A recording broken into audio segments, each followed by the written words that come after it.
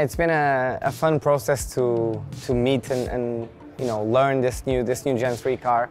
Big step forwards in terms of power, lighter. So obviously as a driver, it's all the two things that you always look forward to, you know, more power, less weight.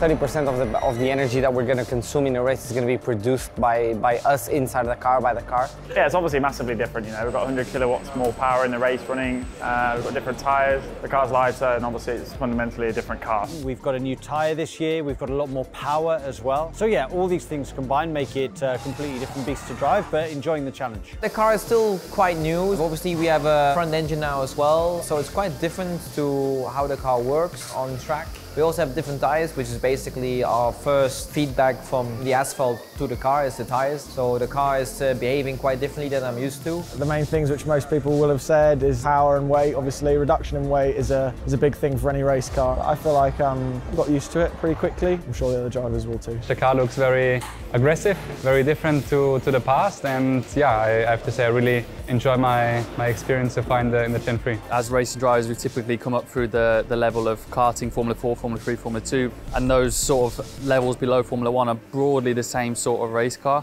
And then you arrive in Formula E and there's almost no preparation for it. You know, there's no junior category to build into it. You have to learn on the job, basically. Driving the car is very, very different, so we're going to start really from scratch. There's not much experience we can carry over from Gen 2 to Gen 3, so it will be very interesting for all the teams.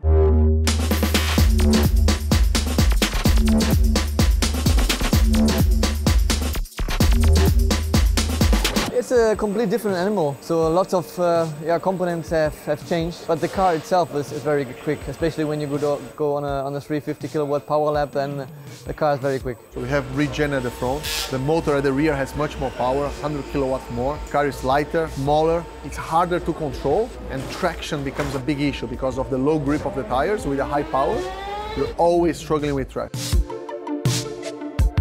We are here in Valencia for the official test, and it will be good to get a first idea of where we are, to see how the other teams are doing, and to get a first impression. You can feel definitely quite big difference like compared to the Gen 2 car. It's clearly an evolution of what we had in the past. Car is quicker on the straights, it feels lighter in the corners. I like it. It's a lot more power, acceleration, pretty impressive. It keeps you awake. Yeah, the Gen 3 car is quite different to Gen 2. It's definitely a bigger challenge, a lot more software tricks that are involved as well, so definitely gives us a little bit more work for all the teams. Well, I think the Gen 3 car is a big step forward in terms of absolute performance of the car. I mean, we've got much more power. This you can feel straight away once you release the pit limit, you're going out of the pits, which makes it a lot more exciting to drive. The fun behind the steering wheel has definitely increased. You know, when you have more power and a similar amount of grip, it's obviously more difficult to get a good lap together, but that's why we love being here. In general, you know, it's pretty much the same in terms of trying to push. You've got two pedals, a steering wheel, but a lot's changed on the technical side, and I guess everything's new. So right now we're not 100% sure how to extract the final details, but for sure it's going to be exciting to see how all the teams catch up with each other throughout the season. Quite a challenge to get used to be honest. Obviously a whole new car, whole new regulation. It's a new challenge, it's a massive challenge, it's a big step up.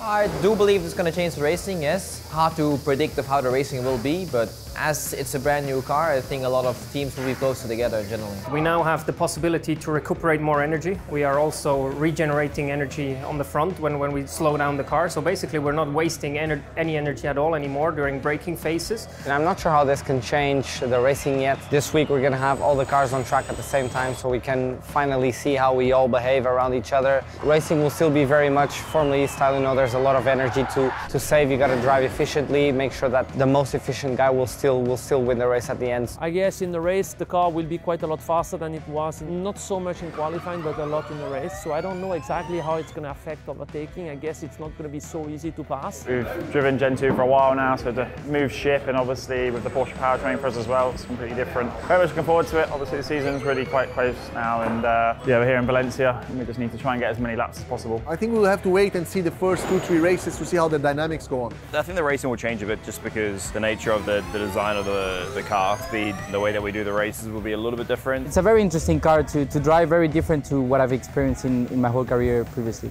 Not sure yet, because we haven't had a race yet. We've actually did a race simulation yesterday, but We took it as more of a test session. Obviously, it's a completely different dynamic, how we drive the car. We have the regen on the front, so it's affecting the braking. The tire, the grip is different, so we're going to need to find out the limits. There is definitely more room, I believe, this year to make a difference like compared to the others with strategy. The key will be to find the little details that make you more efficient than the others. Probably there's more room for mistakes and therefore probably also better racing. But so far we haven't raced, but I assume that we will see more overtakings this year. I think the racing will change in a good regard, actually, because yes, we know from Formula E that there is some contact, and I think it will remain, but it will lead to, I think, cleaner racing in general. Well, difficult to predict right now because we didn't do a race yet, but for sure it will be quite different. I think on the format there are some small changes, attack mode is changing a bit, but in theory the cars are more efficient and therefore you should be able to attack also more. Having more power, I just think there's going to be more drama, more excitement, more late moves. Yeah, overall I think if it's faster it's normally more exciting.